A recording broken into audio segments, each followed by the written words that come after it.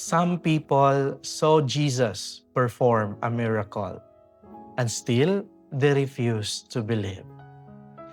In the gospel today, Jesus drives out demon from a man who could not speak. The man begins to speak again, and the crowd is amazed. But instead of rejoicing, some people accuse Jesus. They say his power comes from evil. Jesus answers them calmly.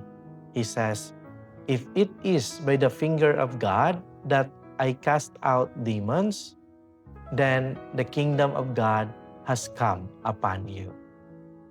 My dear brothers and sisters, the kingdom of God is not far away. It is already here whenever Jesus frees us from what keeps us trapped. When He heals our anger, when He softens our pride, when He helps us forgive.